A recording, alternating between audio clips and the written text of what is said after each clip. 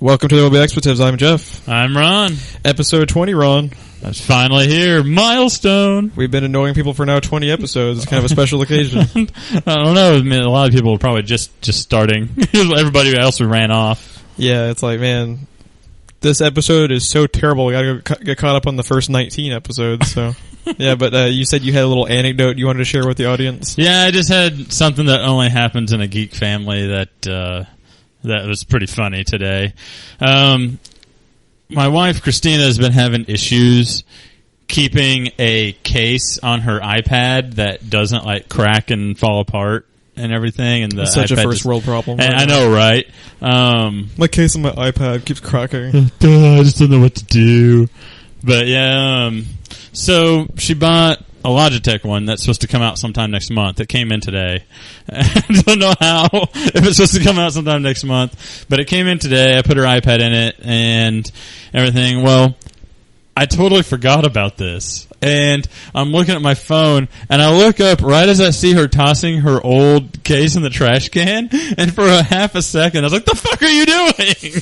Thinking she was throwing her iPad into the trash can. We're fucking done professionally, Apple. We're fucking done. And of course, she's just like, what? But the sad thing is, I couldn't stop myself before I had actually said something audibly. So there was no backpedaling. Did you have a Darth Vader moment like, no? I'm like, what are you... And she's like, what? And I'm like, oh, because I'd already realized at that point. But, yeah. Anyways, I just thought I would share that. I thought that was you and your fucking first world problems. Must be nice, Ron. You want to talk first world problems? 20 episodes of a podcast and no listeners. That's fucking first world problems. We listen as we do it. That's something, right? Yeah, as I say, we don't even listen afterwards anymore. We don't even give ourselves hits. We used to be like all like listening to like, man, you think that was a good episode? Now we're just like, dude, fucking do it live. Who gives a shit? Put it up. All right, we're gonna start off today with some gaming news. We got some gaming news, some movie news, and then for this week's episode, since there wasn't garbage to fucking talk about,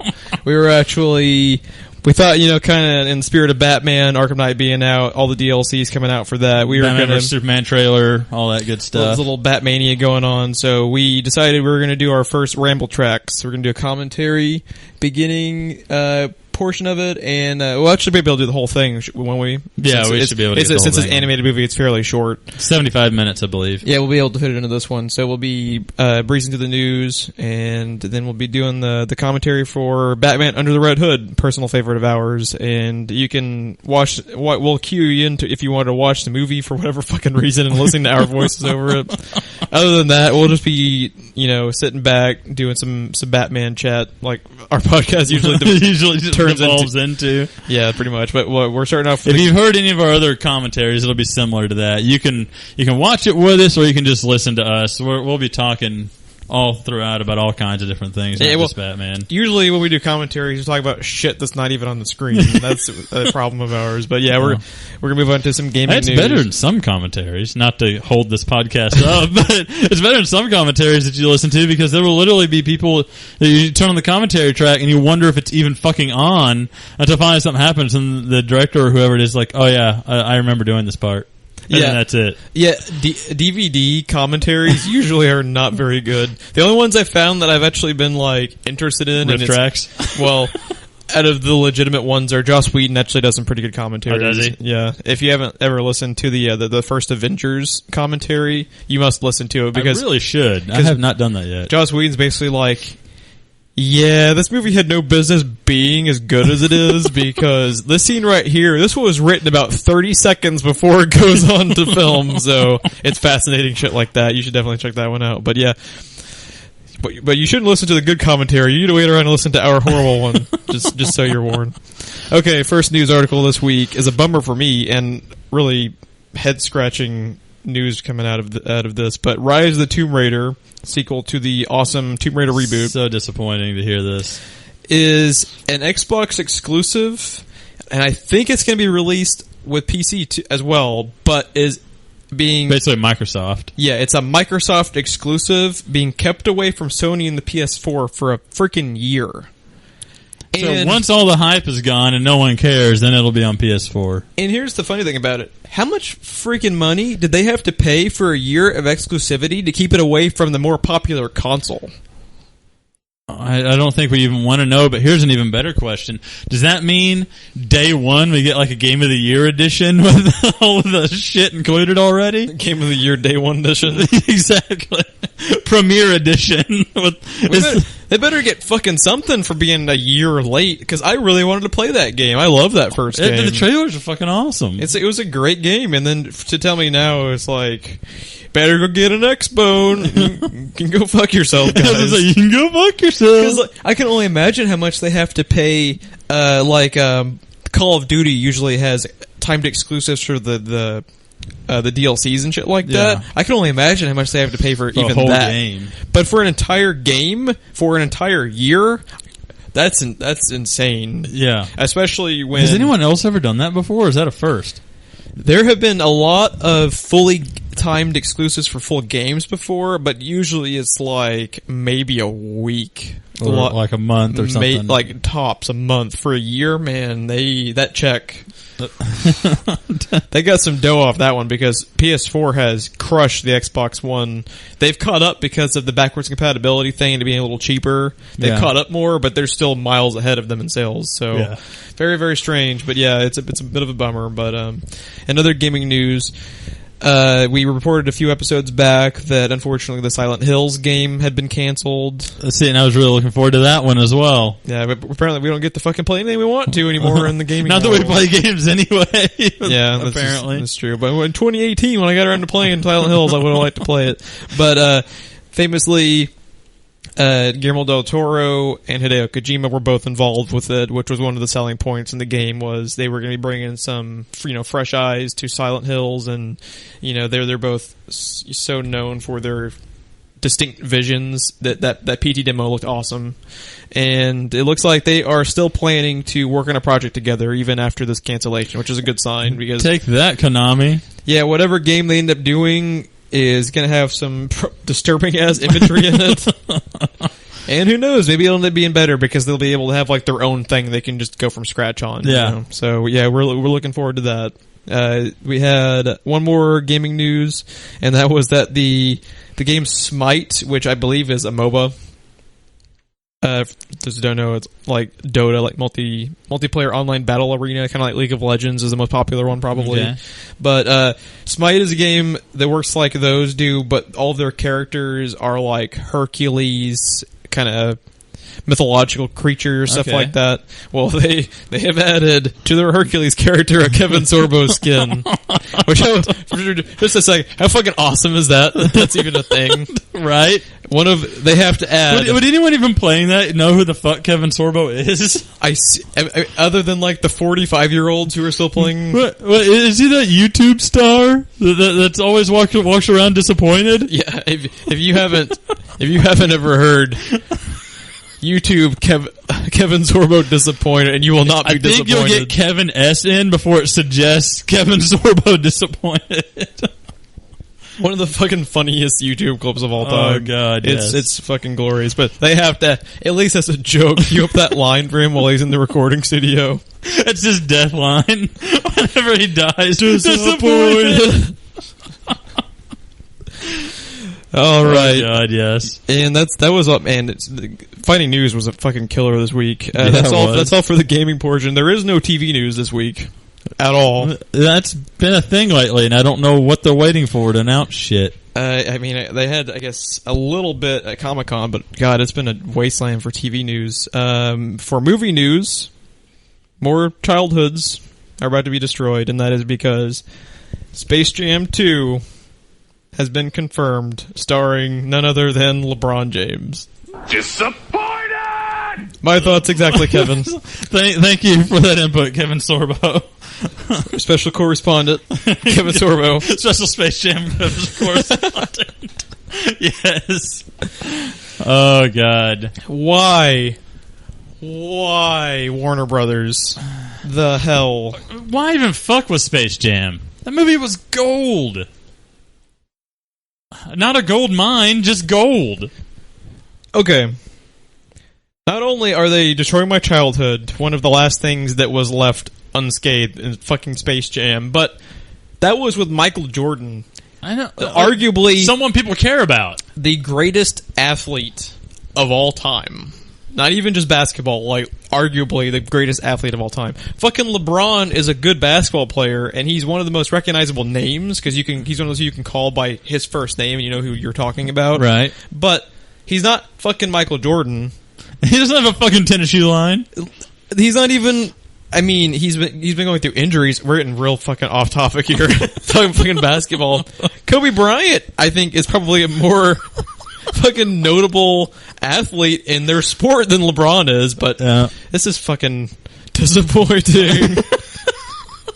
For fuck's sake, Warner Brothers, like, come on now. They are so goddamn out of ideas. Like, what childhoods have we not wrecked yet? That's like the goal now. They're even doing a fucking Power Rangers movie, dude. Remember when they announced that? Like, I don't know, about a year ago, they were going to start penning a script. It's just fucking... Like, nothing is sacred anymore. It's like... If fucking Michael Bay's not gonna run it, someone else is. Like, they all the childhoods. That's how this can get worse. Produced by Michael Bay. Oh, dude. Oh, God. Someone, like, passes the ball to Bugs Bunny, he just fucking explodes. Megan Fox is one of the basketball cheerleaders. She's a Monstar. He just made the movie more horrifying than it already was. And then for some reason she just goes all what was that? Was it like Jennifer's Body, or what was the name of that? Yeah, Jennifer's Body. Jennifer's Body. Yeah, all of a sudden she just goes Jennifer's Body and just like eats fucking Daffy Duck. Starting to sound like a little bit better of a movie. You know, you're starting to bring me back a little bit, but fuck you, Warner Brothers. Fuck you, Warner Brothers. Amanda Seyfried has to take her down with Marvin Martian. I love doing podcasts while delirious. They are the best. All right, in movie news that doesn't make us want to shoot ourselves in the fucking face, that is Chris Pine officially signed on as Steve Trevor in the Wonder Woman film. Well, I still heard someone shoot themselves in the face right now because the internet seemed to hate that idea when that was first tossed around. Well, let's be fair. What the fuck doesn't the internet not hate? Very true. Very true. But, you know, it was tossed around. He's either going to be Hal Jordan or Steve Trevor, was both of the rumors. And people were just automatically like, oh, he's clearly a Green Lantern. And then it was announced. What? Then it was announced today that he's signed up for Steve Trevor. Which I don't... The only thing that I don't like about this is that since Steve Trevor has had some Argus ties in the past, that they casted him so late and they couldn't have included him somehow in Suicide Squad movie. Would have been very cool. One like minute-long cameo with Viola Davis. Like, seriously. Which, if you don't know who that is, she's playing Amanda Waller. This would actually be... I'm with you. I'm totally for this. This makes me... I'm already really, really interested in the Gal Gadot Wonder Woman and her solo film, but this is kind of cherry on top. I love Chris Pine to death. Yeah, if nothing else, it's another reason to see Chris Pine on film. Yeah, he cannot be in enough things because he's fucking incredible as Kirk. Yeah, he is. He's what he does really great in those movies is he embodies Kirk without doing an impression. That was the original fear. Was people were just scared to death. Like we're going to see Chris Pine, just pulling out bones. Red shirts, they're all dead. Nothing I could do to save them. That was what people were fucking terrified of. Oh my god! And he was Kirk without being William Shatner. That was an accomplishment. Yes, that was one of the coolest things about those Star Trek films. And it's freaking Chris Pine in the DC Cinematic Universe. Quit bitching, internet. The only thing I'm not sure about him is his I don't know if it's like his main accent or like whatever in that Coast Guard movie he's got coming up. Was that with Ant-Man? Was that trailer on? But yes, I was like, Paul Rudd's in that? But yeah, no, you're right. Yeah, it's on Ant-Man. But yeah, it's got quite a few people in it. But I don't know, everybody's accents in that movie kind of reminded me of Tokyo Drift with the main stars. Horrible accent. Lucas Black, is that his name? Fuck if I know. He's otherwise known as that redneck from Tokyo Drift. Pretty much. Cook and go real fast, bro. So, and that looks like to be a wrap to our pitiful news week, and that is why we decided to do a commentary with this one, because we rattled off all the news. Did we just lightning round? We finally fucking lightning rounded. 20 episodes, man. Fucking silent high five. We actually lightning rounded after 20 episodes. You know how many times we've said we were going to and never fucking did? Yeah, we were going to lightning round the E3 podcast, and that turned out to be 4.5 hours long, so... Alright, we're going to start queuing up some Batman Under the Red Hood. So, we are going to queue you in if you want to follow us along with it. We'll tell you when we play it. And if not, if you would like to stick around and just listen to us bullshit about Batman for an hour and a half, or what is it, 75 minutes? 75 minutes. Jesus, Jeff. I'm sure we'll talk a few minutes afterwards, because this movie's, if you haven't seen Batman Under the Red Hood, it's a badass movie. Yeah, it's a fantastic movie. I think I've said before on the podcast, I've said several times to you tonight, this is probably my favorite animated DC anything.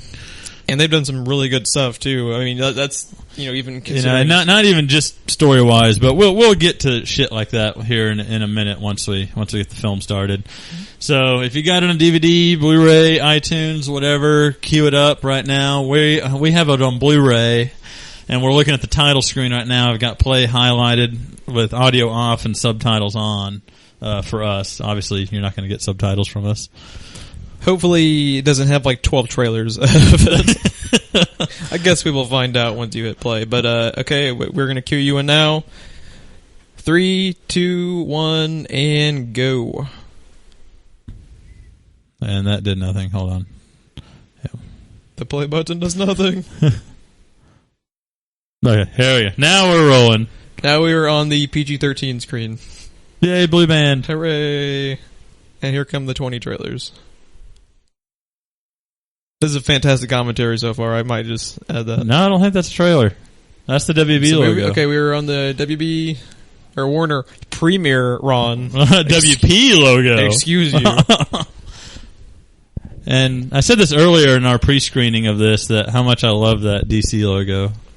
Yeah, it's pretty slick. What would we say? Like it was Dark Knight the first time we ever saw that one? I'm pretty sure. I know it was Batman Begins or Dark Knight, but I think you're right. I think it was Dark Knight. There's our classic Warner Brothers animation.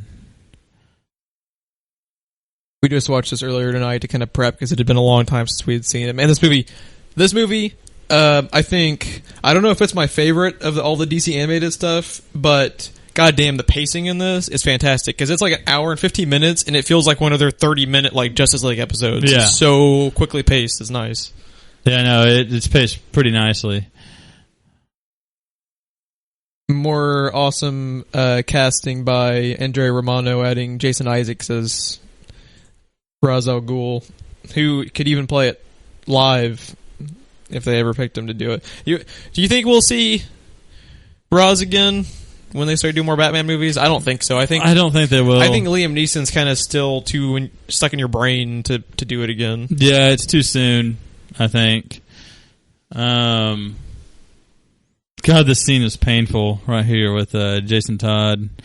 But dude, I gotta say, fucking Evil Bender with a crowbar was pretty good. John DiMaggio, right? Yeah, John DiMaggio was a badass Joker. I don't know why he hasn't ever gone back or been asked to do it again. I mean, that's pretty unfortunate.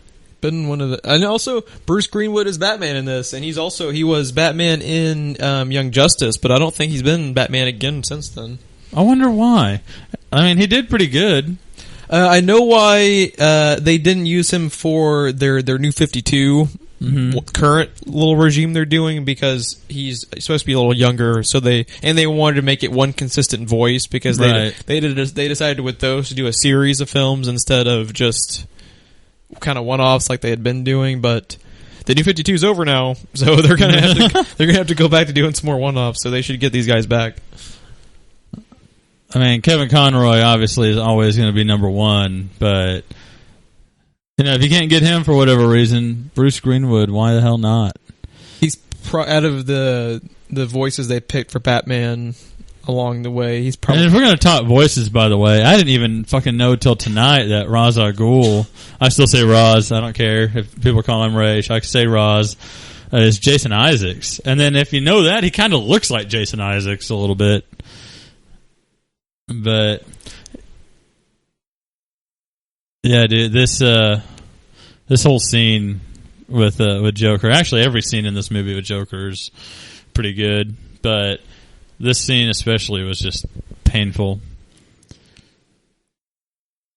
He's kind of like a mix between Heath Ledger's Joker, Mark Hamill's, and then even with some of the costume design in this movie, they kind of went like kind of Adam West, even if you notice that, like not even like just the flashbacks, but like that Joker suit looks a little Romero. Yeah.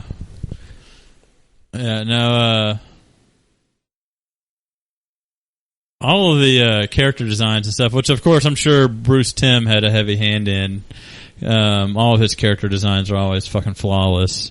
And with these that are off specific comic storylines, they usually like to consult the issues and actually pull some inspiration. Like I think Batman is blue in this. Yeah. So he must have been. I don't know. Sometimes it looks black, and then like in the light, it looks blue. So I think it's like a really dark blue. Which we were talking earlier, because we pre-screened this again to have everything fresh in our heads since we won't have audio. We were talking, I had my doubts on Batman vs. Superman until that second trailer with the gray costume, because I always thought black looked best cinematically, and gray, I always liked the idea of dark gray in animation because you can show more detail, like the Batman symbol and things like that on the gray suit. But I always liked the black suit in real life. But that second trailer for Batman vs. Superman kind of sold me on the gray suit a little bit more. That suit in motion looks fucking awesome. In that like, I think that's what it was, because that first trailer was always in the case, and I don't know. It just looked like a really bad fiberglass job, and then painted gray. It didn't look like. I always liked, even if it didn't end up working, I just appreciated the attempt to make it gray, because when I think of Batman, I do not think of the full black movie versions that have always been done. I think of him in gray and blue, or gray or blue, I should say. Yeah, I don't know if it's just because. When I was a little kid and saw Batman '89 so much, or what, I always think of the all black suits when I think of Batman. But this, I don't care what you fucking think of this movie. This has one of the coolest fucking openings of any of their DC animated stuff. This cinematic opening here looks like, I expect this on like one of the Arkham video games. That's what it looks like. Or even a movie, like it's movie quality almost. Yeah, with the camera angles and cinematography and everything. But just the fucking, they look like comic book panels, slightly animated, like a motion comic or something. But better than motion comics, because like motion comics usually kind of irk me a little bit just with how strange they are. I thought the Watchmen one was done pretty well. Have you ever seen that? I haven't seen that one. Was that the are you talking Tales of the Black Freighter, or like the actual Watchmen? The actual Watchmen motion comic. I thought it was done pretty good. And we always have to point out Andrea Romano was under the casting and voice direction. It's always critical for fans of the Batman the Animated Series cartoon. I think she has done the casting for all of the animated DC films except for maybe like one or two. Well, they need to keep it the fuck up, because she's damn good at her job, and I'll tell you right now, she's not getting paid enough. I'm just gonna say it. She's even she's probably most famous for the Batman and DC stuff, but she also famously did the voice casting for Avatar: The Last Airbender, the cartoon, and that also has fantastic voice acting and casting for all of those characters. Especially hard to find good kid actors for animation, and she always tends to find good kid actors. And one thing I also want to point out, I saw his name a little bit ago in the opening credits here. It's a shame that we don't have audio right now, Jeff, because Christopher Drake, like, his music is a Batman score to me. Like, that's what I think of. Very Carpenter-esque. Yeah. That was one thing I always loved about Batman Beyond, too. It always blew my mind that the music in that was so Batman, yet so, like, modern. You know, with Batman being a teenager and everything. Yeah, it was kind of modern and futuristic at the same time. Yeah. That had a really good... That theme was amazing. Yeah, and it was all, especially in Return of the Joker, it's all still very Batman. Like, I just can't imagine sitting down and thinking about writing that. I especially love, too, his Dark Knight Returns score is really awesome. Yes. Everyone got a name except for Man 2. I wouldn't have even known that if it weren't for subtitles. By the way, this is one of the coolest fucking openings to any movie also. Yeah, one of my hopes is for them to actually do Under the Red Hood for one of their live Batfleck movies. Yes. And especially since they've already done some setup with the Robin stuff. See, and I was going to say that's one of the reasons why we picked this animated movie, because of certain things today. It's pretty relevant. We had a little bit of setup in the Batman vs Superman trailer. I think we pointed this out when we were breaking down the Comic-Con trailers. We had a reference to the Jason Todd Robin. Who we think is Jason Todd. What we think is Jason Todd. But it's a Robin suit in a glass case with a bunch of writing on it that says, "Ha-ha, joke's on you." Kind of alluding to the fact that we've got a dead Robin out there killed by Joker. So, I don't know. I don't know that we'd ever see a live-action Red Hood, unfortunately. But, God, if we did, I really hope that's the standalone Batfleck movie. Probably not going to happen because 95% sure it's going to be Joker and Harley. Yeah. Because they can't do a new Batman series without going for Joker as fast as they can. Well, especially since they've gone to the trouble of setting up Harley and then casting a Joker and giving him a fucking makeover.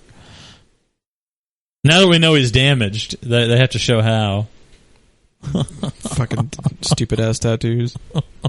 You know, I gotta give fucking Leto props, man. I forgot he was tattooed in that trailer because he had my full on attention. I was gonna say, his performance was pretty good in the 2 seconds we saw him.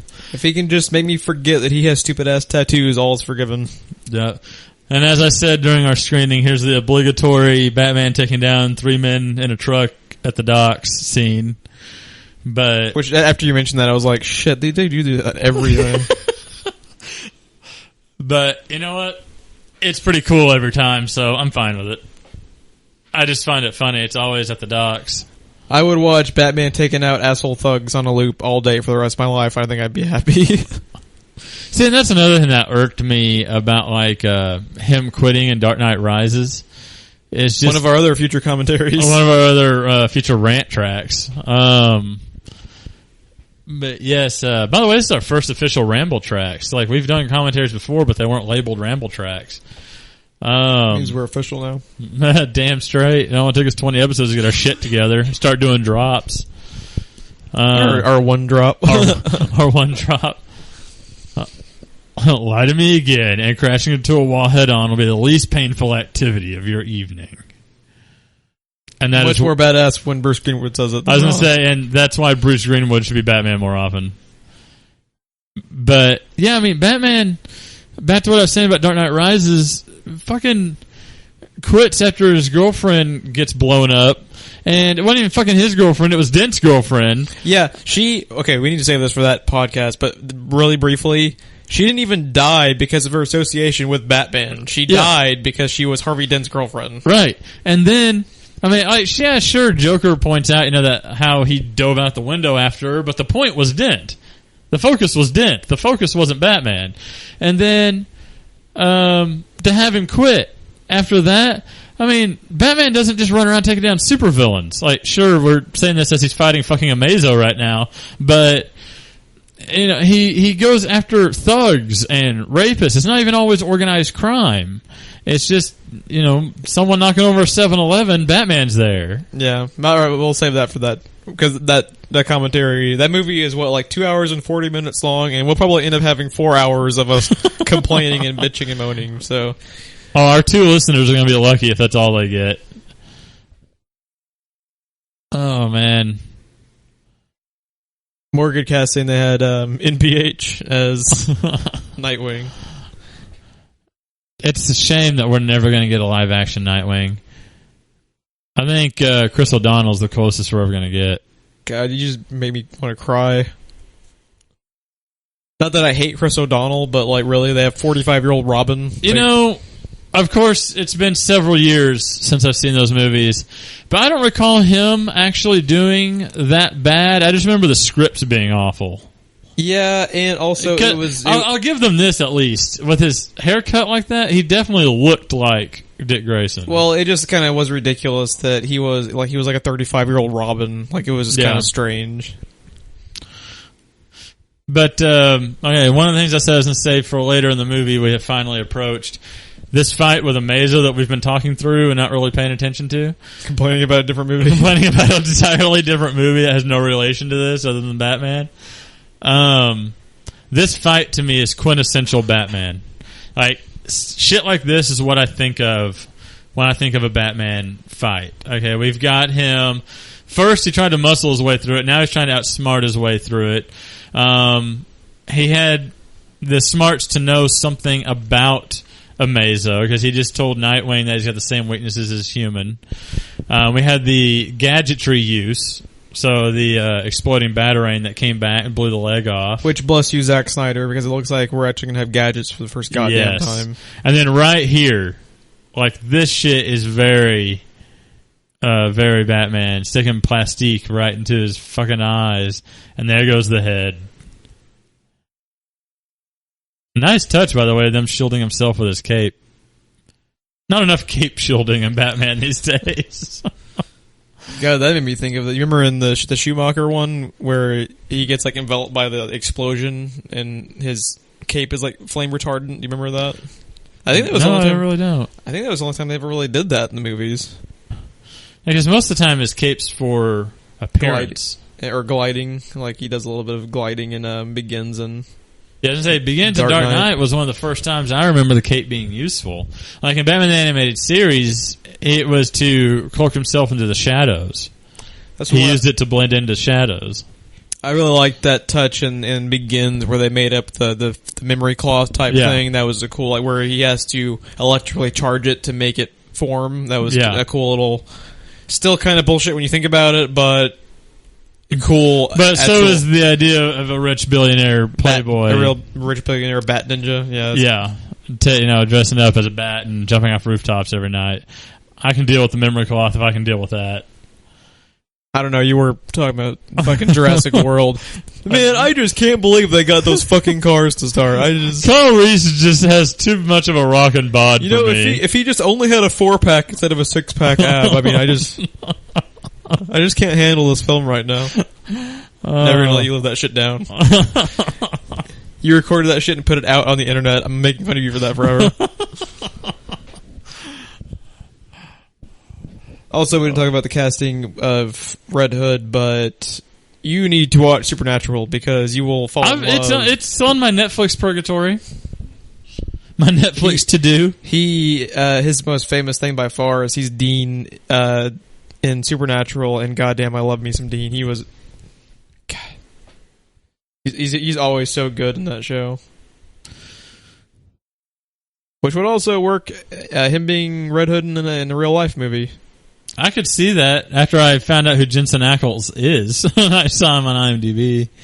You see, here's where my dad had a problem. You want to talk about me and Kyle Reese's rockin' bod?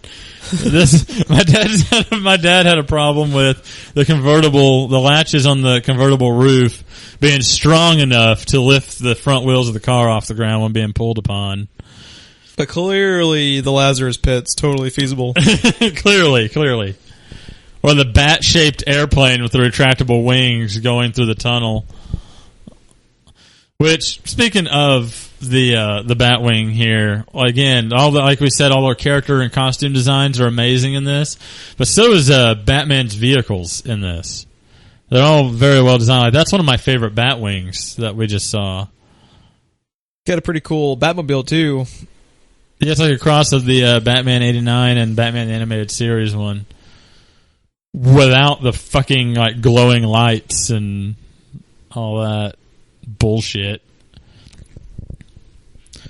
I like the history that's always displayed throughout this film. Yes. They don't shy away from giving you kind of glimpses of storylines that if you are big into the comics you're familiar with, but even if you're not, they kind of show you the story along the way with their little flashbacks. And it's relevant. Yeah. It's not like they're showing you flashbacks just for the comics fans.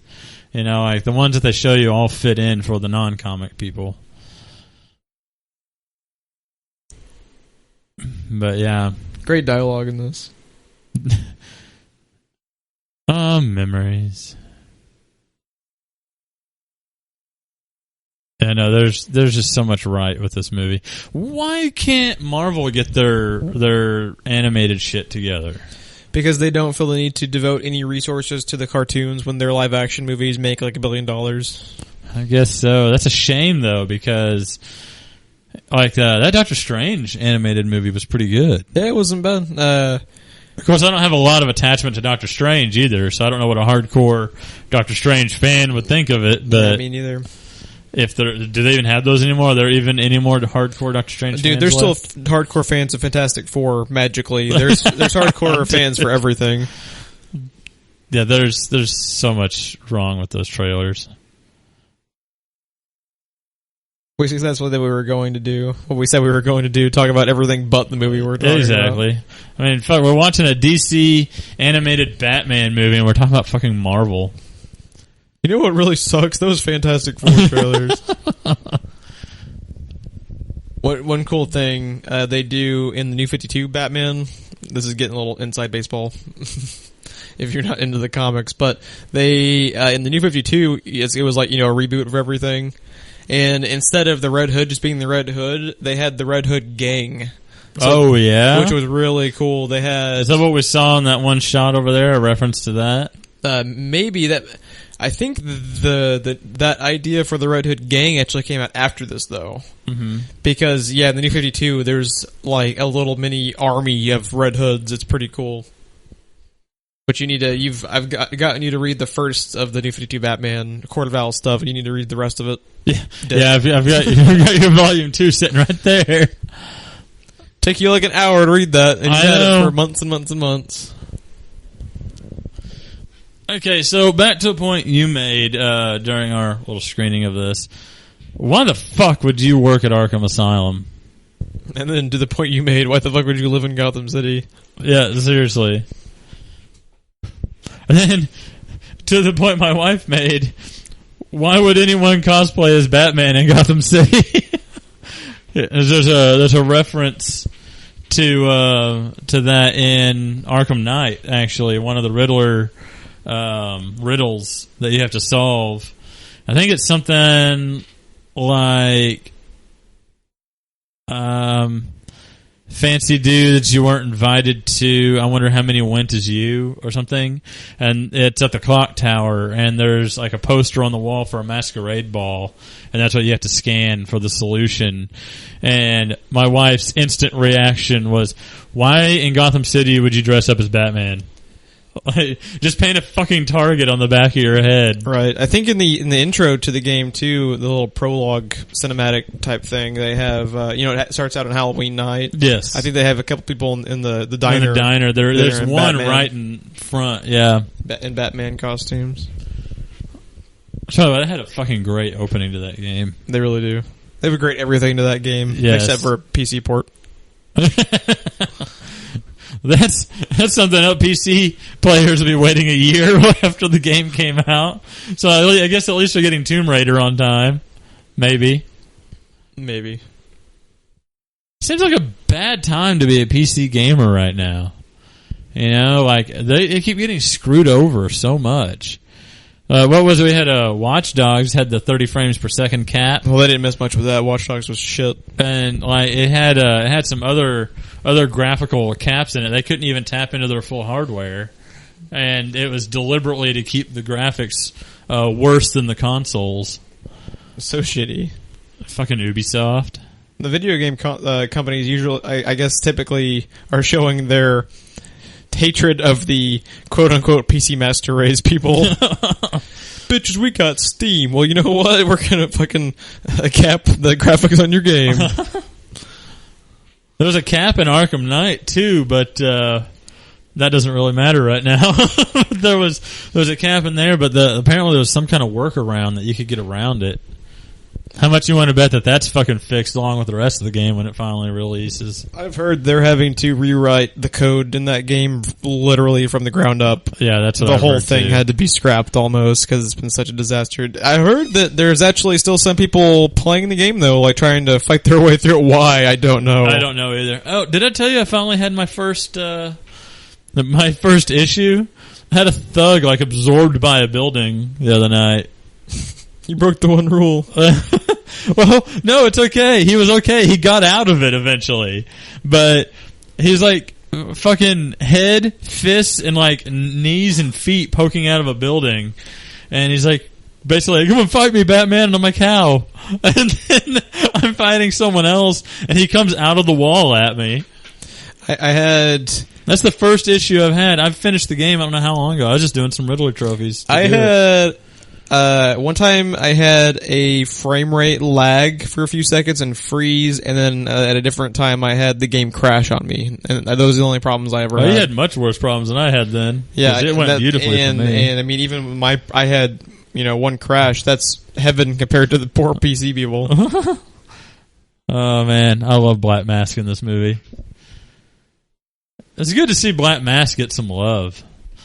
Because like it started here, and then we had Arkham Origins later. And even then, he doesn't really get any love when you get deeper into Arkham Origins. Right. Spoilers for Arkham Origins. Very vague spoilers. Spoilers. Motorcycle fetish.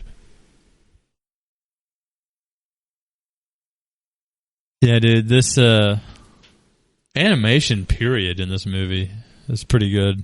It feels very much like Batman the Animated Series or Justice League, but more sophisticated, I guess.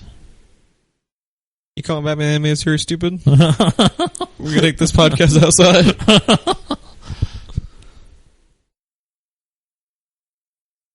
Yeah, we talked about a few days ago off mic. My dream Batman trilogy are...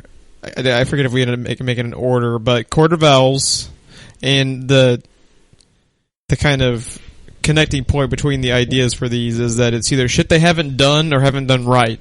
So my dream 3 would be a Court of Owls film, an Under the Red Hood film, and then Mr. Freeze actually done justice. I would love to see a Heart of Ice version of Mr. Freeze. Because that friggin' 20-minute episode, Heart of Ice, in the animated series, is so touching and so brilliant, and then goddamn did they just bastardize the shit out of it.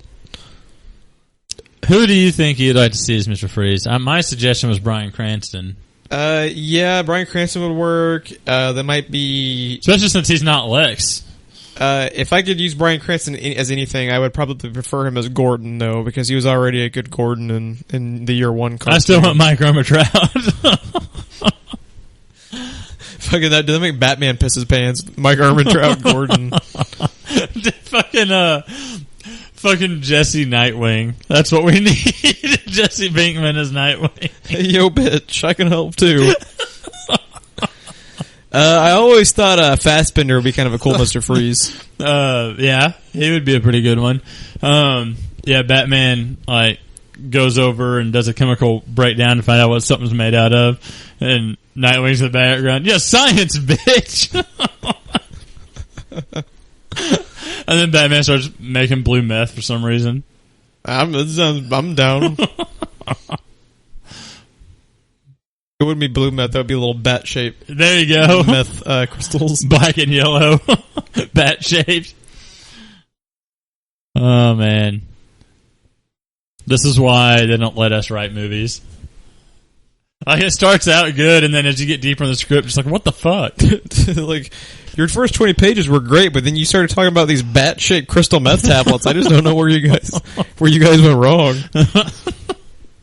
Well, we can't think unless Breaking Bad's playing in the background, so... Breaking Bad's our inspiration for everything.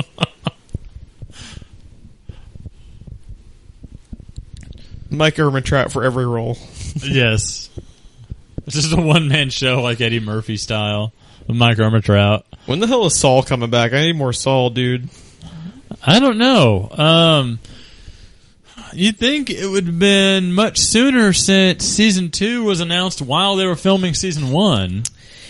And it's not like Are they going to wait till February again? I don't know. It's not like they have a freaking special effects budget to do or anything. Like, right? it's just the show of the actors. You know, there's not. They got to go back in and get all that CGI just right. Let's see. Man, that was a good show. We're going to eventually do top 5 or top 10 list. That's going to be in my probably top 3 shows, I think. I love that show. Let's see. The only thing I'm seeing is air date 2016 on IMDb. They don't have a date. Let's see if I just Google it.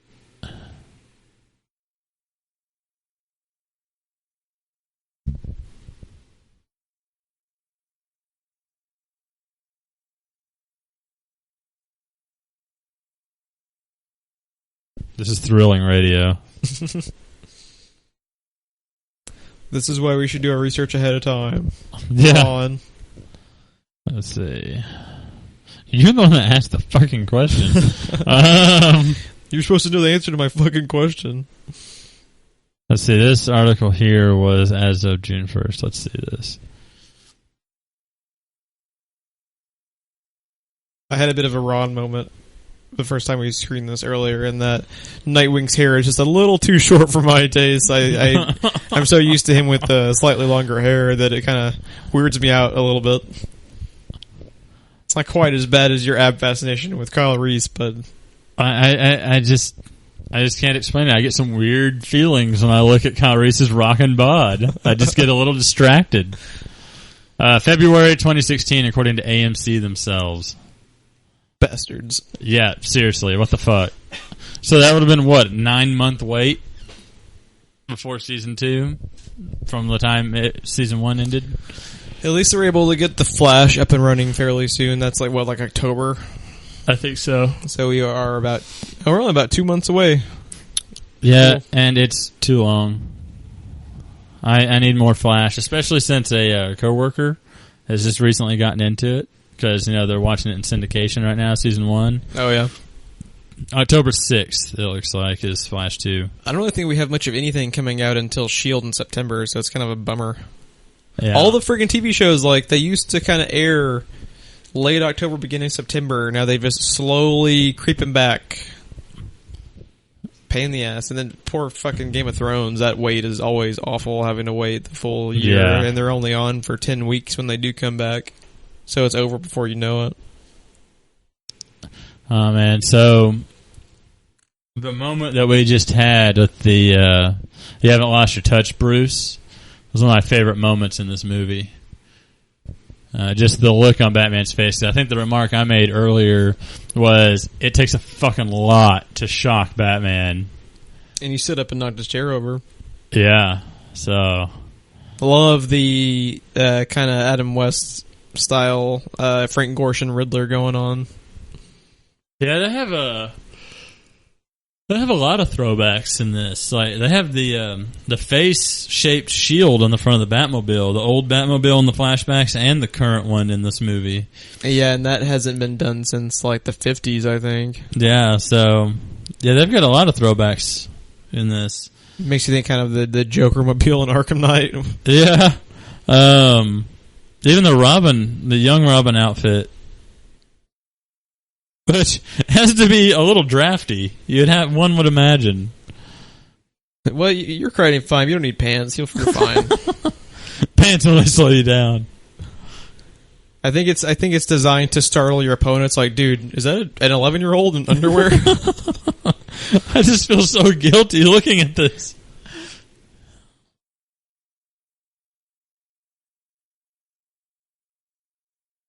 That's going to be the slowest reaction time for Batman ever.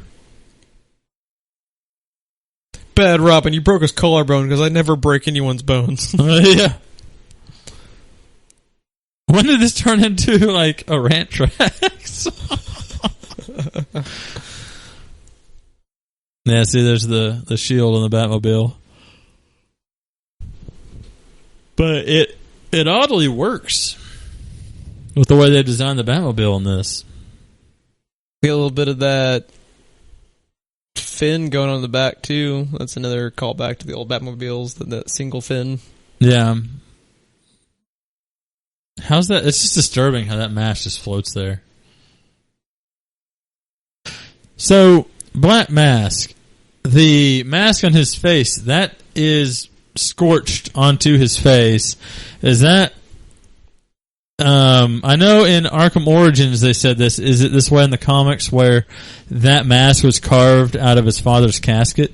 His father's wooden casket? I have to admit, Black Mask is one of the ones I haven't read very much about. That does ring a bell, the casket thing. It could be someone else besides his father. I think it's one of the audio tapes or something that you can unlock in those games that I played, or maybe I just read his bio in the game. I'm not sure.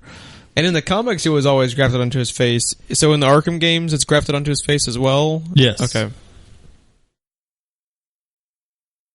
But, yeah. Oh, this scene right here. This is pretty cool. Captivating commentary. I'm telling you. Yeah, it's turned into exactly what I said our commentaries are better than. You're talking about Better Call Saul.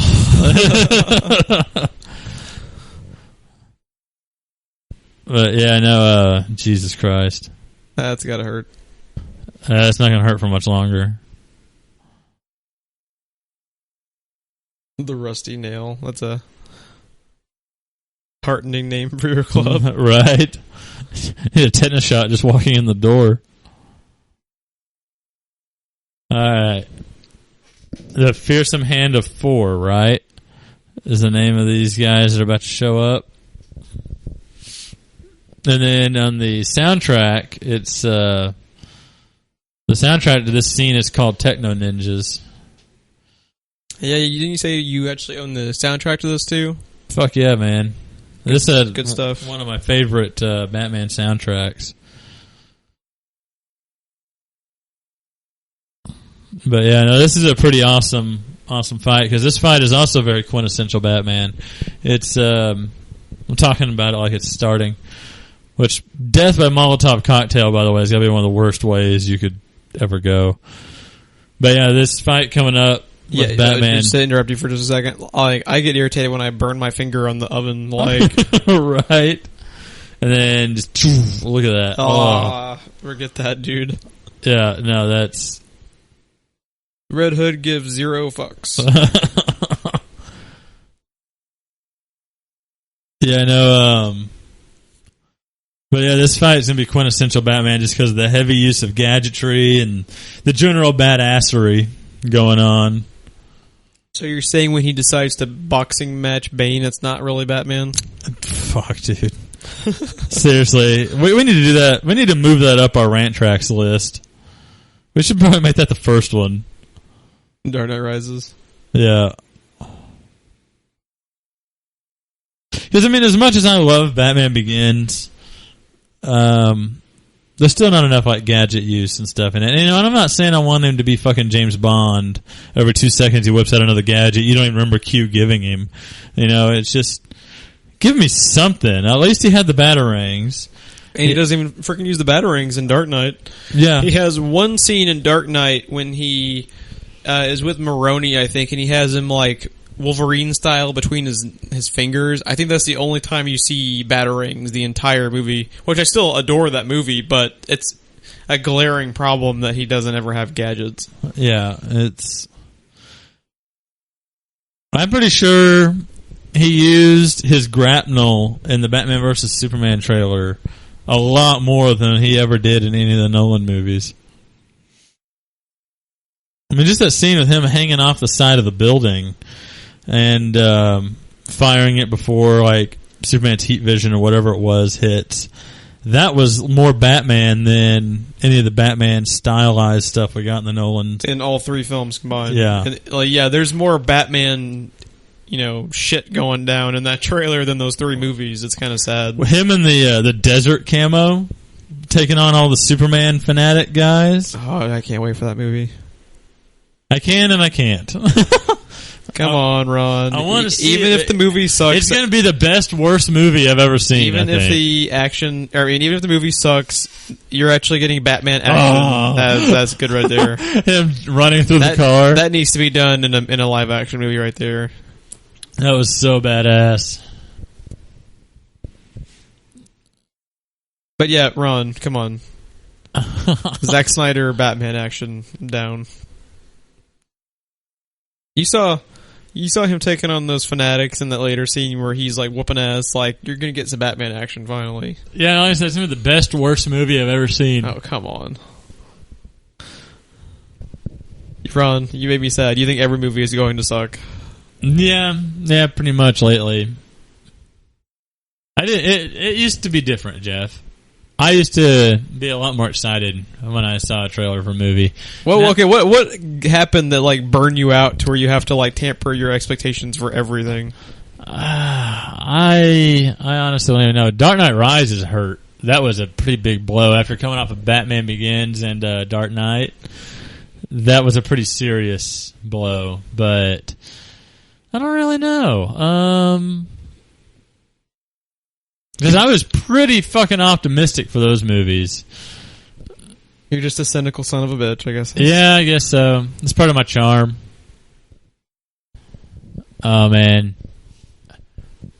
This scene right here is going to give us one of the greatest Black Mass lines later in the movie. But just look at that. This movie's dark, dude. Yeah, it is. For a PG-13 cartoon, they get pretty damn dark. I feel like this is how a lot of the Killing Joke is going to happen. They're probably just going to be mostly shots of the walls more than anything else. Killing Joke's going to be an hour and 20 minutes long. It's going to be. Is it really? Well, I'm just like bullshitting. I was like, it's going to be an hour and 20 minutes long, and an hour of it's going to be shadows off screen. Dude, there's one way they could show it. Here it just kind of like pans away and you see the blood splatter. You could at least have it acted out by their shadows. Although some of the fucked up shit in Killing Joke isn't just violence, which is something that you can easily show violence off screen in shadows and stuff. Like some of the other disturbing ass shit that happens in that comic isn't just violence related, so it's going to be challenging for them.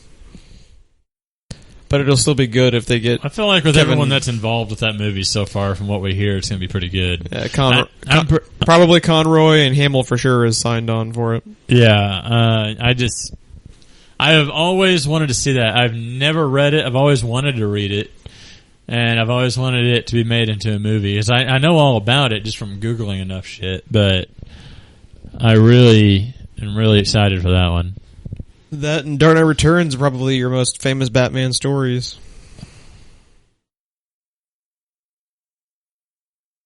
Killing Joke was one of the main ones that they were doing Heath Ledger's based on. That was one of his source materials that he was obsessively going over.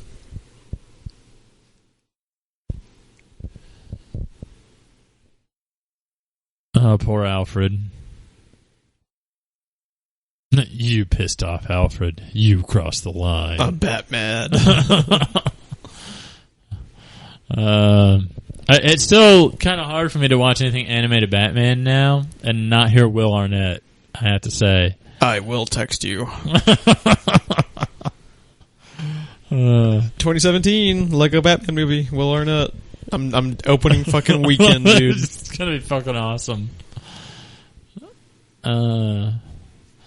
Yeah, this is the scene I was talking about. We're going to get, because of the Techno Ninjas or the Fearsome Hand of Four, whatever you want to call them, which I'm pretty sure that are they just original for this movie? Probably not for the movie, probably for the comic. The specific Under the Red Hood comic that came out. Right. But if they were... Here we go. 4? I guess I'm going to need a new name. Boom. Seriously, why would you hinge for any of these asshole Batman villains? Go over to LexCorp, you get a pension and a timeshare.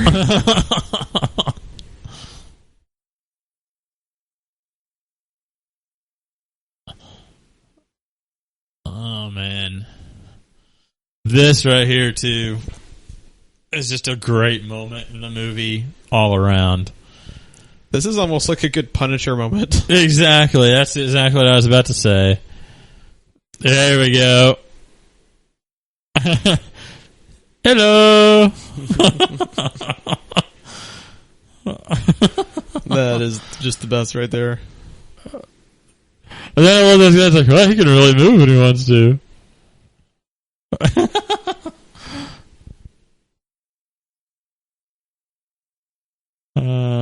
That's pretty awesome. That's Batman's problem. Not enough rocket-propelled grenades. Exactly. That's what I've always said.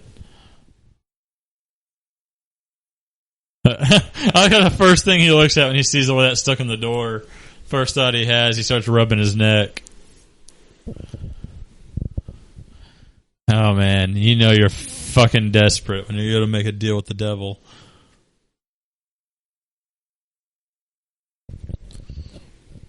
Dun dun dun dun. Okay, this right here has got to be one of the most badass Joker moments. This whole scene. As I mean, it's like I said earlier, that's quintessential Batman and Joker. Right? That's one of the first things I said in this movie. This is quintessential Joker for me. Shit like this is what I think of when I think of Joker. And this one not is damaged tattoos? Not damaged tattoos or ha ha ha all over the chest. But I'm fine with haha. Oh wait, I thought you were talking about the Robin suit. I was like, that I'm fine with, but not literally on his chest. Yeah, no, he's got like on the left side of his chest or whatever. Yeah. On Joker's rockin' bod, he's got. Ron approves of Joker's rocking bod. Yeah, because I'm going to stay as fucking far away from that as I can get. If I ever see Joker tattooed or not, dude, you can guarantee that I'm fucking gone. Here's a quick off-topic question. This whole fucking commentary's been off-topic. To continue the trend, they've announced that in the Batman v Superman, I feel like we need to come up with a shorter fucking name for that movie. Some, like, just BVS or something like that. Bats v Soups. In Bats v Soups, they've announced that Gotham and Metropolis are sister cities, and they're kind of like Oakland and San Francisco. Your thoughts? Does that bother you? Well, probably not as much as it should. Here's the funny thing. It doesn't bother me in the slightest, because as long as it makes sense for the movie, I don't care. They've always kind of been. If the whole pull for that is going to be just for the excuse of Wayne Enterprises building being in Metropolis, then that's fucking bullshit, because companies have buildings all over the place all the time. But, you know, I don't. Hopefully it's not just for, to cut down on Batman's commuting time. They've always been kind of vague on where they are in the comics anyway. Yeah. Like, it just, I don't think we know Smallville's in Kansas. Yeah. But everything else is just kind of out there. So it's like, it doesn't bother me in the slightest. Like, a lot of people have taken really big issue to that, but it just didn't bother me at all. I don't know. I guess because they have always been very vague. Like, now, had they said that, like, in the new Spider-Man movie it's going to take place in San Francisco instead, that would piss me the hell off. Yeah. Cause it's not like they're changing their cities, they're just making their location different, you know? Yeah, Gotham's always, like you said, DC's always been very obscure with where they're located. Yes. You have more problems than you know, sir. If you're sitting across from Joker, willingly. Yeah, we were talking about earlier. I wouldn't feel safe if, like, I think he could kill me with a potato chip. He would find a way. I think this goes back to me talking how in one of the Batman books that I have, the specialized cell he's built in and the eating utensils and everything biodegrade after so long. Yeah. He did all that with a fucking glass. I know he shot them, but the glass is what started it. And he did it, why? Because Joker. I mean, that's how he said yes to accepting the job, dude. By killing all of his dudes. Yeah. I'll need some guys. Not these guys, because, well, they're kind of dead. Yeah. Yeah, Nightmare Black Mass doesn't even begin to describe.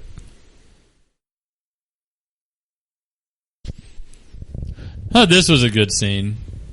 Because usually the Ra's al Ghul we get is usually a pretty cold son of a bitch.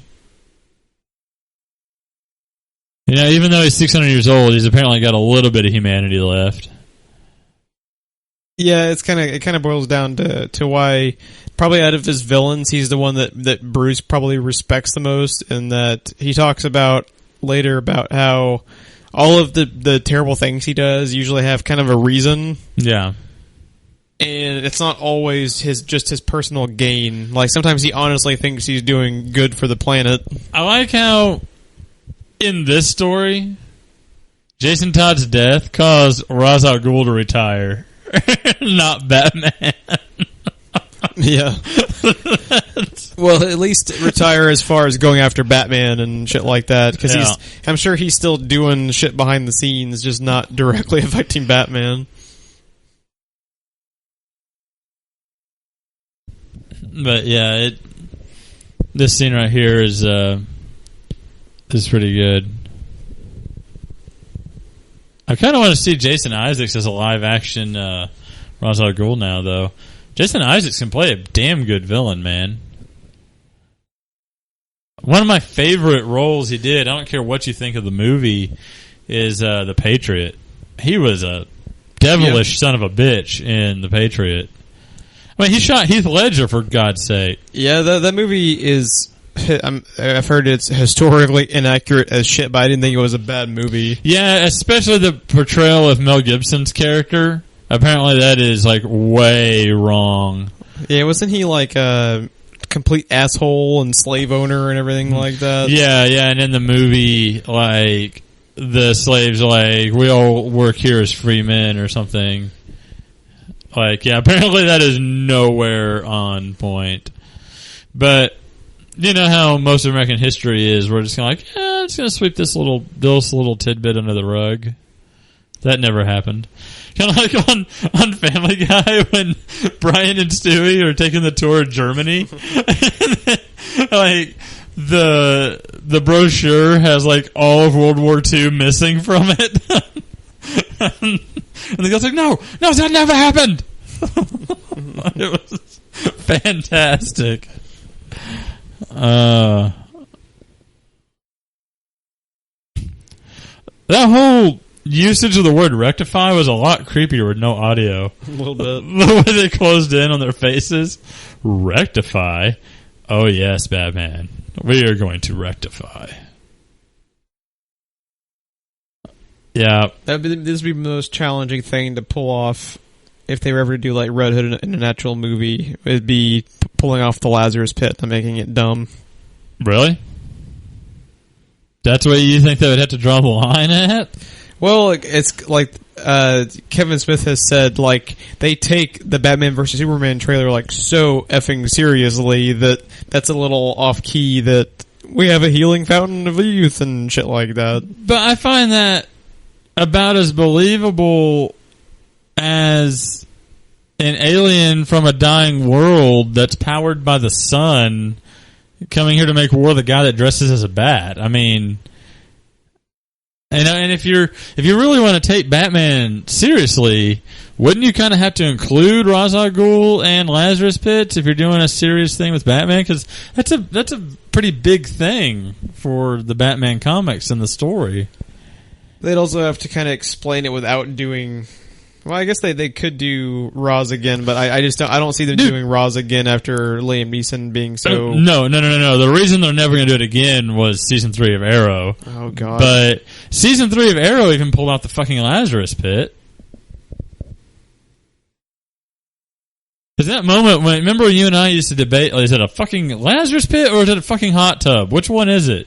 And then after I will give them this, a fucking awesome scene when Talia, or I'm sorry, what's her name in Arrow? His sister? No. Ra's al Ghul's daughter. Nissa. Nissa. When she swings around with her sword and he just catches it with his bare hand. Yeah, that was and pretty then funny. When his hand's bleeding, he sticks it in the waters and he pulls his hand out completely healed. Like, yeah, that was... I was just so upset with how they handled season 3 of Arrow that, like, the Lazarus Pit scene really worked for me in that show. What the fuck was the point of even having the Lazarus Pits in it if that's not what brought Arrow back? Well, they ended up... Well, spoilers for horrible garbage that is Arrow season 3, but they ended up using it for Thea. That's right. Speedy. Which we'll have to see if that's a plot point later on in that show of her going crazy. Fucking like batshit. No pun intended with everything considered. Oh, man. I hear you've been having trouble at home. And it was not my fault, but kind of was this time. How's that feel, Ra's al Ghul? Commissioner Gordon gets that all the fucking time. Every day. I do want to see Mike Ermitrout Gordon just like, fucking asshole.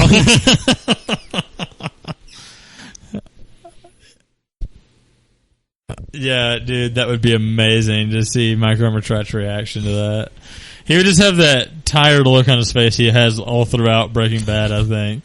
It is, he turns around and just, Yeah, why is there no meme of like, this is Mike Ermitrout's happy face, this is his sad face?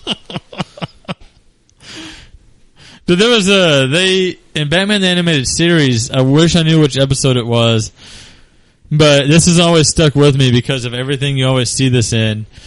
Commissioner Gordon, talking to Batman in his office, and it turns around and Batman's just gone, and he's been talking to himself for God knows how long, and he goes, one of these days, I'm just going to nail his feet to the ground. And then it cuts. Yeah. For some reason, that has always stuck with me. This right here is about the most emotion we've ever seen from Batman.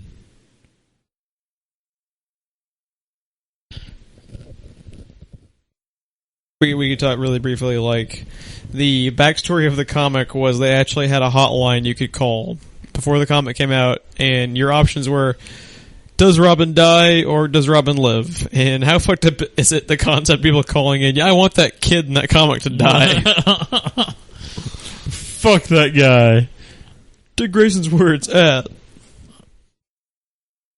It's like, just like thumbs up, thumbs down. Like fucking Gladiator.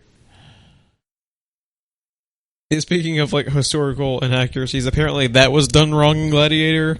Oh yeah? Like, it was the opposite in real life. Like, when they did the thumbs up, I think it meant kill the person, and they did it the opposite in Gladiator. So like history buffs that's were a like, cultural thing, though. History buffs were like, this is horseshit. It's like such a semantical detail. Yeah, that's because of the cultural difference. If I see thumbs up because of today's culture, I'm going to think he needs to live, and then I'm going to be shocked when his head fucking rolls across the ground. It's like Game of Thrones style. Yeah, that's. I wouldn't call that an inaccuracy. I'd call that a translation. More or less. I mean, they're already doing the fucking movie in, like, English with all the wrong accents. Yeah, you might as well. Oh, dude. Again, classic Joker with the fucking lighter. Pretty much every Joker line in this movie is gold.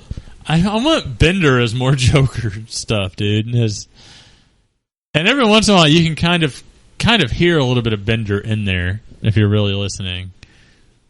Yeah, where just John DiMaggio's regular voice shines through occasionally. Yeah.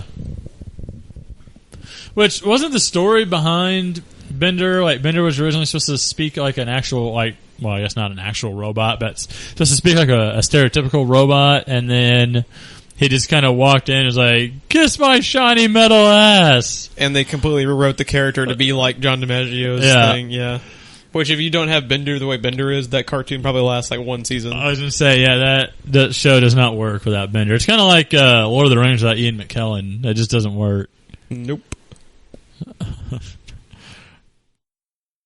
Keep it secret. Keep it safe. Impressions are my gig, Ron. You get the fuck out of here. You can't trust anybody. So I've been bamboozled. But I also love how fucking dark this movie is, and we're about to get like a Looney Tune Joker moment.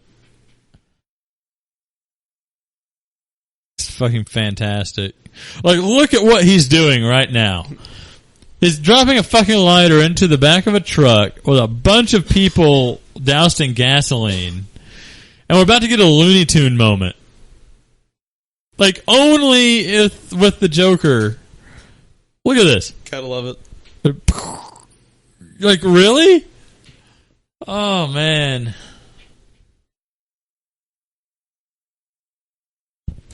Batman so badass, even pulls off Looney Tune moments and still looks like I'm telling you, looks like a hard ass.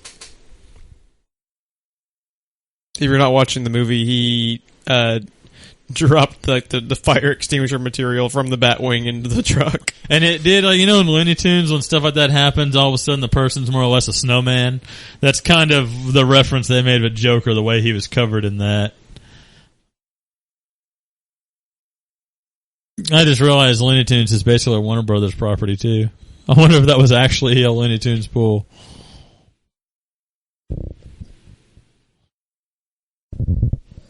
Oh, man.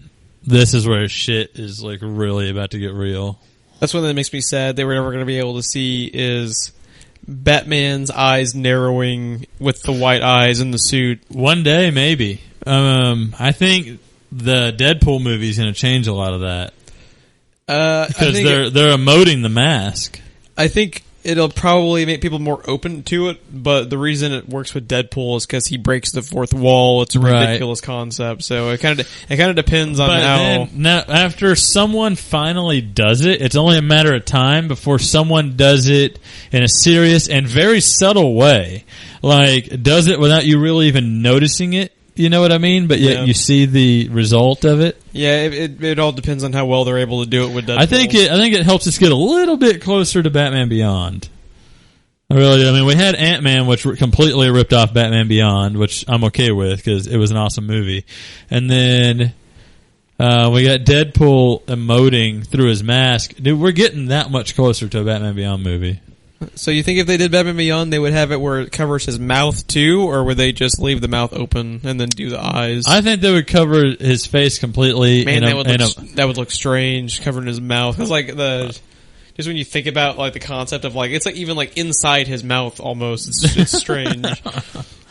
I think they can make it work because it looks fucking badass in the Arkham games, and that's about as realistic as it's going to look as if we never get a live action one. I love the image of the Batmobile on blocks, dude.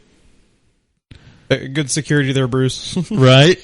Considering everyone else that touches the Batmobile gets fucking electrocuted usually.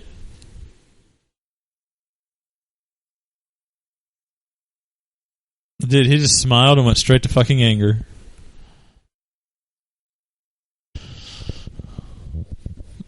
I thought it was interesting. I can't thank you, Kevin Smith, for this. Because now this is what I think about anytime I see stuff like this. But we're about to get to a scene that Kevin Smith mentioned that's typical of all superhero movies. And I guess I'll bring it up when we get a little bit closer. We're just a couple of minutes away from it. But this fight all around is pretty awesome, I thought.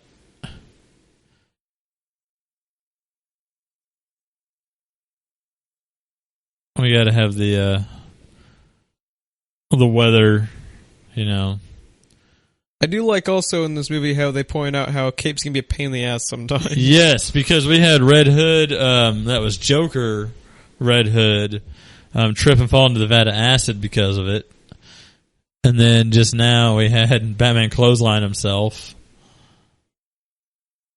Great moment too when he cuts off the utility belt. Red Hood, you know, cutting off Batman's. Yeah. And I think that's also more proof that he's not out to kill Batman in this, because you just jab him right in the fucking side in that moment. But yeah, right here. This is what Kevin Smith pointed out that's typical of all superhero movies. You always have to have one scene with them in the costume and no mask. And he said it almost seems obligatory. Everyone does it. Spider-Man was really bad about it. Spider-Man did it like 12 times each movie. Yeah, it was really bad about it. But ever since I heard Kevin Smith say that, like in the Deadpool trailer, when they have that scene where he takes off his mask, it's like, you look like an avocado fucked another avocado or whatever. And so with that, I'm just like, even Deadpool fucking did. Well, at least that's a funny joke with it, though. Yeah, I know. Spider-Man, he pulled off his mask in the Raimi movies like every chance he got, it seemed. Yeah, and then, which, by the way, right here, he's really been running around this whole time with a fucking bomb strapped to his own head. Because he's badass. Motorcycle fetish, right? I like how he still has the green domino mask, too. But, yeah... Anyways, they did it there. They've done it in. They did it in. Was it all the Nolan movies? They did it once at least. I don't have an issue with him doing it in the cave because that's an iconic thing when he's at the computer with his mask off. But yeah, I mean, it just the Burton movies were bad about it. Like in Returns, he literally rips his mask off. You know, like the rubberized thing. He just rips it off completely. Those Superman movies, dude, he does it like every movie. I know, it's the worst. No, the problem with the Superman movies is every fucking plot line has to do with a Lex real estate deal. Yeah. Well, you know, land is the one thing they're not making any more of. And it's always some like fucking ridiculous ass real estate scheme. Like, you know what's gonna raise real estate prices? When I drop California off of the fucking planet. At least Kevin Spacey was just, you're trying to use Kryptonian technology to make new land. Oh, this is just freaking brutal, man. I know, man. This whole scene's, I was about to say. He's doing this to someone he's known for years and years since he was a kid, and you know, trained him, and he's whooping his ass. Look at this, relentless. Look at that, just relentlessly. So much hitting of porcelain that it makes me cringe. And then he just punched him through 2 walls. At this point, all of your ribs are broken horribly. This right here has always kind of bothered me. If I was going to point out one flaw, one plot hole. What's the plot hole? It's coming. And there it is, right there. Right behind that door, right next to him, is fucking Joker. He didn't hear the Bruce line?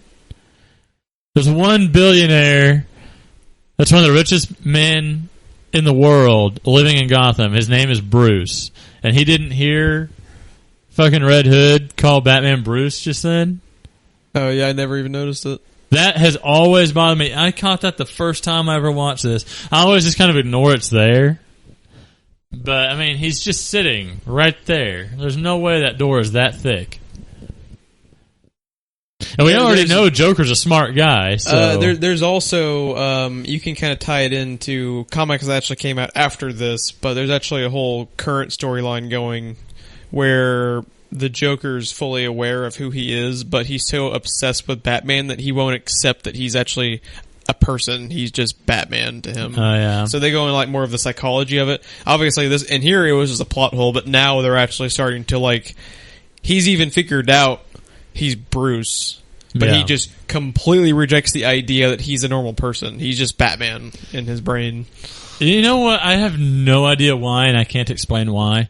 But in Arkham Knight, when one of the thugs, it's one of my favorite things that you overhear when you're flying around or whatever, and I have no idea why, again, but they just, wait. If Bruce Wayne is Batman, then who's been Bruce Wayne this whole time? That's awesome. I never went back to it after I beat it, so I never got any of it. Yeah, so you never fought Deathstroke. Yeah, I missed all of the post main storylines. You know the battle with the Arkham Knight with the fucking Cobra tanks, and he's got his tank? It's that again, but this time, the Deathstroke's tank, it can see 360 degrees, not just one direction. So how do you You just hit him from really far away. The thing that they gave you this time is Arkham Knight. You could only shoot him in certain points, right? You can shoot Deathstroke anywhere. It doesn't matter where you hit him; it damages him. So you just pop around a corner and shoot him. Yeah, but you got to take out the fucking Cobras, or it doesn't work. All right, you want to talk quintessential Batman? This moment right here. I also kind of like the imagery right there of Jason tossing him the gun and Bruce fumbles it. Yeah. Like, he is so, the perfect human at everything, athletics-wise, but he fumbles with the gun. Yeah. It's kind of like David Tennant, Doctor Who around guns. Like, get that out of the room, man. But no, this right here. If you want to stop me from shooting him, you have to shoot me right in my face. Great Joker lines, too. Yes. And he even holds them like it's an alien object. It's just... Yeah. The guns, I mean, if you're not watching. It's like his first time holding them one every time. Yeah, this right here. Oh, this is so beautifully done. Complete horseshit in real life, but I don't care. It's fucking Batman. Here we go.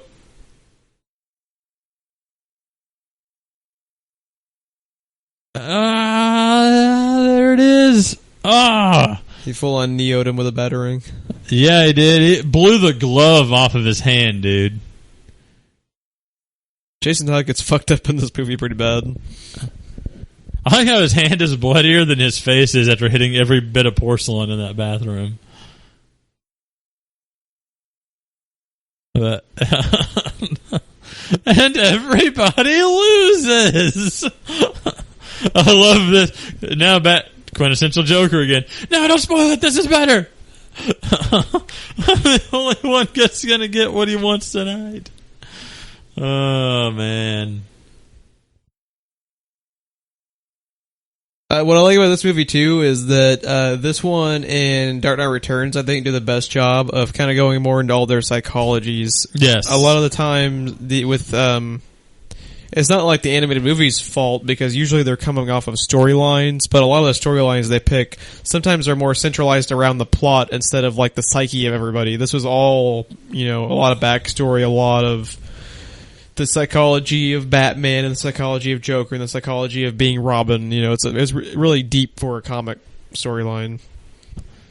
Yeah, no, it's everything in this is done very, very well. And like I said, like the way Batman fights, the lines he has, everything in this is just full on fucking Batman for me. Same thing with the Joker. That woman on TV.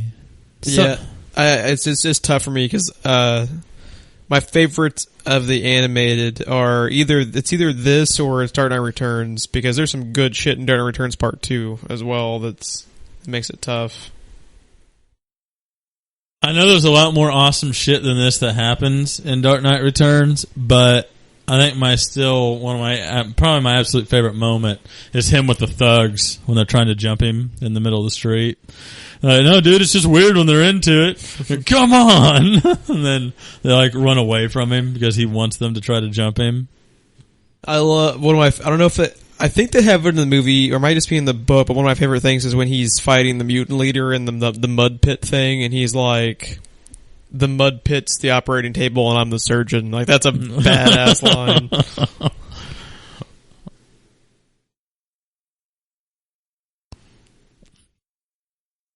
A lot of bat feels in this movie. Yeah. There's I don't know if we ever talked about the Batmobile again, but it's kind of, like you said, like half Burton, half animated series with like a splash of the Arkham Knight one, maybe. Yeah, if you notice earlier in the movie in that first flashback, the very prominent face-shaped shield at the front of it, when it transitioned just a little bit in the bottom right corner, you could still see it when everything transitioned back to modern day.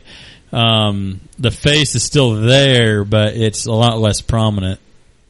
But yeah, no, the Batmobile had a really cool design considering how many elements they worked into it.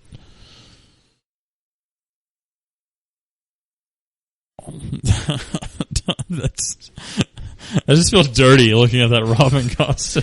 Well, it's funny. It was like that's the way he looked for like 30 years in the comics. It didn't really get like uncomfortable until you look back on him now. And one of my favorite moments of anything is Burt Ward talking about him and Adam West doing like a signing or something at the mall in costume, and he's walking through the mall in the Robin costume, and he's got like 4 bodyguards around him because, you know, Robin needs bodyguards.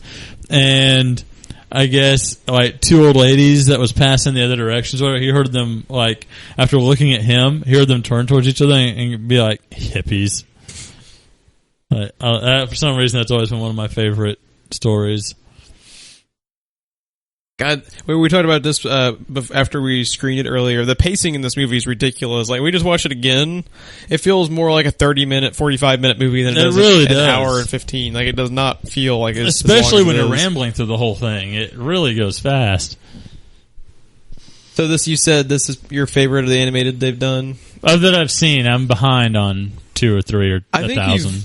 I think you've seen everything that would get close to it. Mm-hmm. Like, you've seen Returns and Son of Batman and Batman vs. Robin I haven't seen.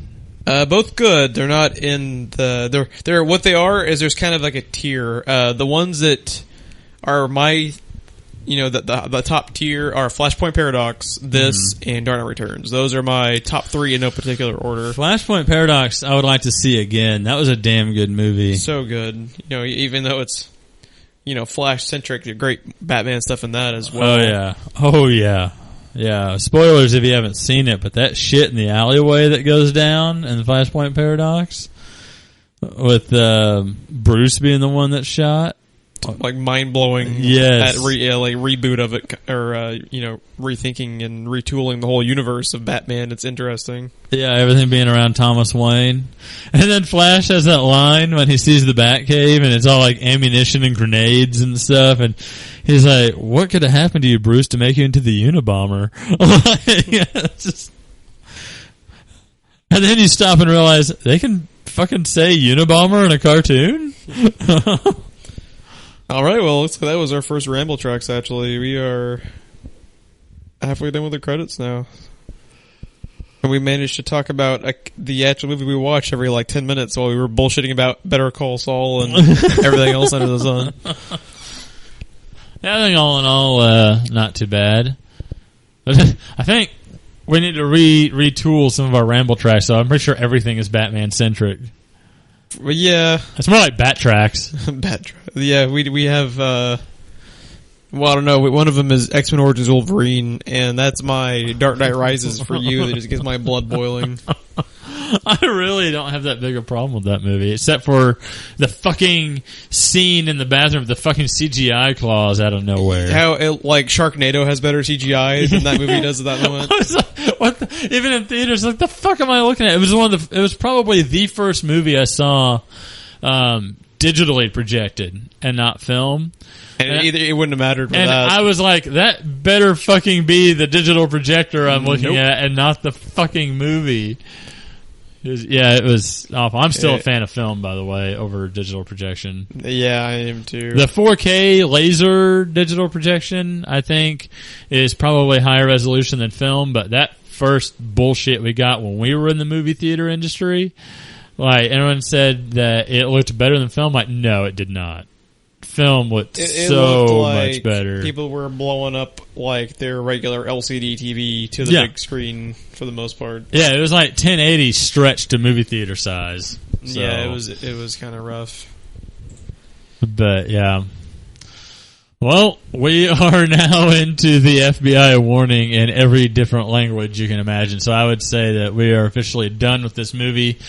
Thoughts on this movie, Jeff? Closing thoughts for you. It's fucking awesome if you have not seen it. Is this still on Netflix? I remember it was on Netflix for a portion. It was for a while. I do not believe it is now. Seek it out.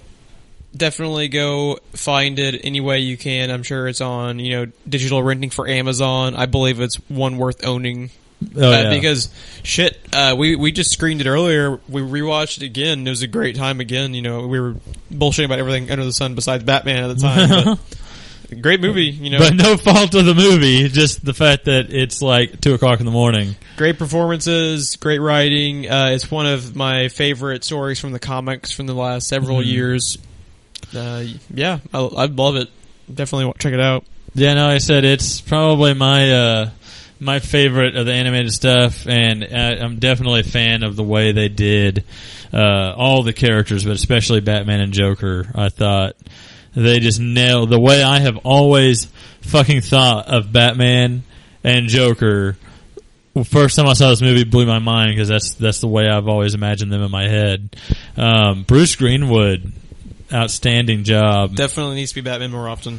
Yeah, I mean, even though now no fault of anyone but Will Arnett, so I'm having a hard time getting Will Arnett out of my head when I watch an animated Batman anything. Dude, I'm going through the Justice League cartoon again, and I'm fucking hearing Will Arnett talk over Kevin Conroy. Oh no.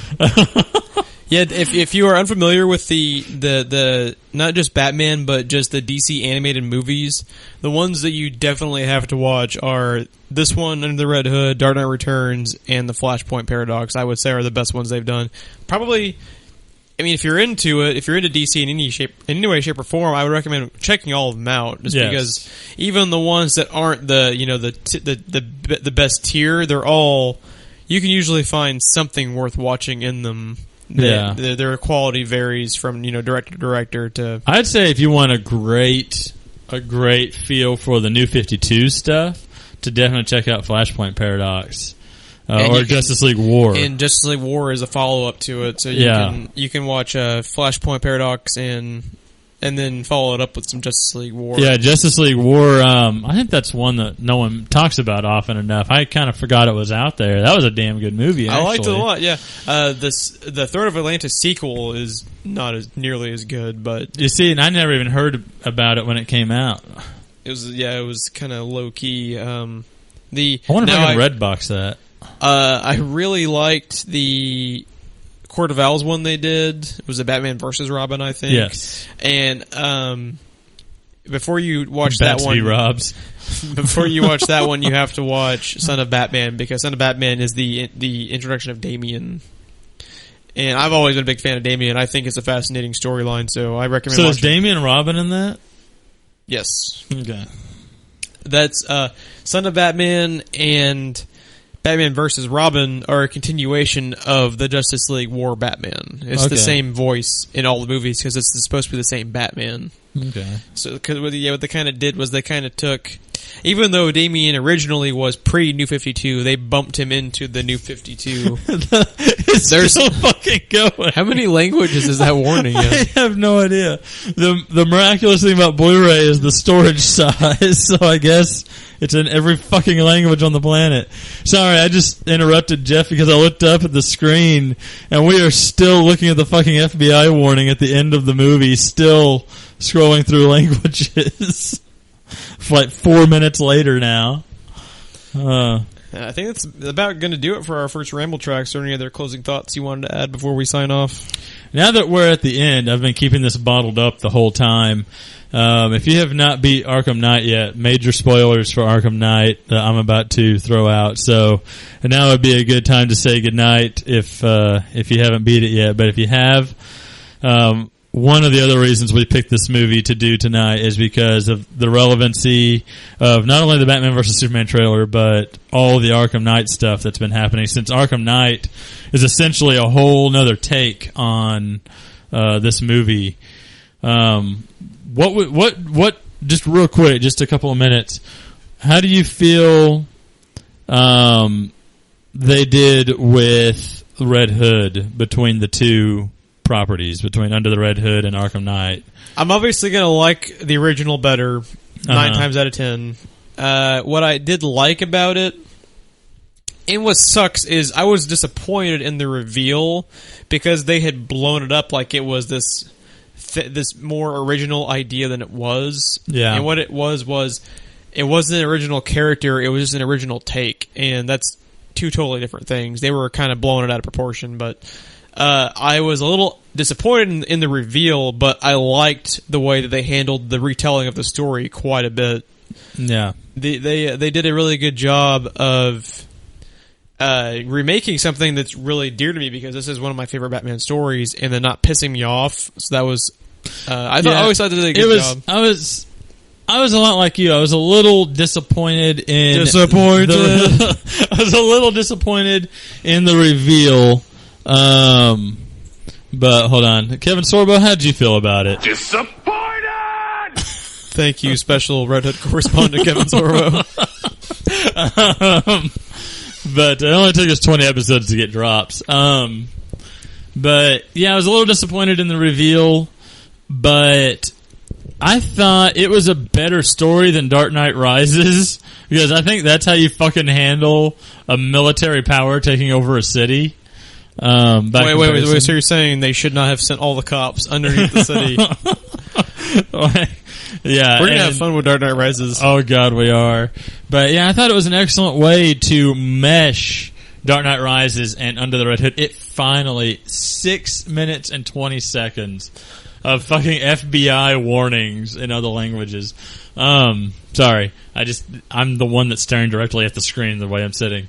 But yeah, I thought it was an excellent way to mesh those two stories together into its own original thing. But yet, while Arkham Knight, also Red Hood, also Jason Todd, is a major villain role in it, a lot of the focus is on Scarecrow the whole time until you reach a certain point. Arkham Knight is kind of a side character, even though he's the name of the game. He's kind of a side character until you reach a certain point in the game. Yeah, what he is he's not the main villain, he's just like the second right-hand man. Yeah. Another thing I want to note between the two before we leave, they also changed his focus. In Under the Red Hood, yeah, he's fixated on Batman, but his focus is the Joker and revenge on the Joker, and he wants, Batman to avenge his death, basically. But either way, by the end of the night, Joker's gonna be fucking dead, right? If he had his way. Arkham Knight, it's all about killing him. Yeah, it's all about Batman and fucking revenge on Batman because he feels like he was abandoned for what he say. I think he said at least 1 year, maybe more, with the Joker, and he said all the games that he would play, as in quote unquote games, that there's no telling what all Joker did to him. We know he fucking branded his face with a J, and they completely changed the way he becomes the Red Hood too, because he wasn't killed ever. And he wasn't brought back and turned crazy. He was turned crazy by the Joker. Yeah. So what they kind of did with him was they kind of gave him a Flashpoint Paradox style retelling. Yeah. So it's totally cool. It's a really, really brilliant take on how to make him, different, but it just wasn't an original character, which was the only thing that, because once you get past the point of being disappointed in the review. Disappointed! We're never going to be able to fucking say that word again. Once you get past the disappointed feeling you have of the reveal, don't you fucking push it. You start looking at it, back on it, especially after you've beaten the game for a little bit and you think back on it. That was a brilliant way to retell the character's origin. Yeah. So overall, it was awesome. I love the retelling of it. Yeah, I thought it was pretty cool. I would love to see this done in live action. That's probably never going to happen. It's just too deep. They got to do too many different backstory elements.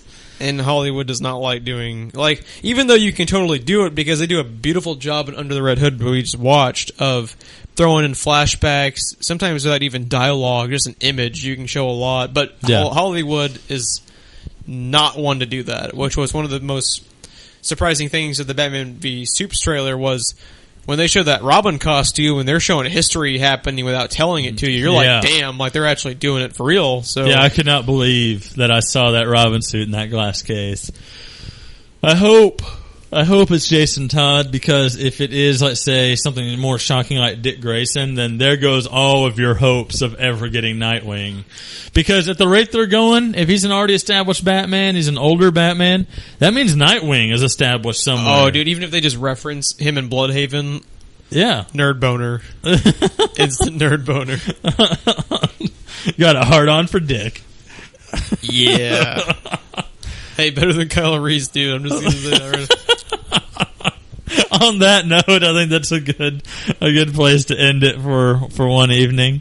If you want to check out more of us for some god awful reason, we're on Twitter at TWBE Podcast, and we're on Facebook at facebook.com/ TWBE Podcast. There's no don't type that in. We're on YouTube. You search There Will Be Expletives. Subscribe to us on there. We're on Stitcher. We're on iTunes. Check us out some more. And this wraps up our 20th episode. You feel old? I do. I do feel. We mean, I'm still waiting for the money trucks so we can sell the rights. I don't know what's happening. I can't wait for the day we get to sell out on this thing. Right. But, yep. So, anyways, thanks for listening, and check us out next week. Goodbye.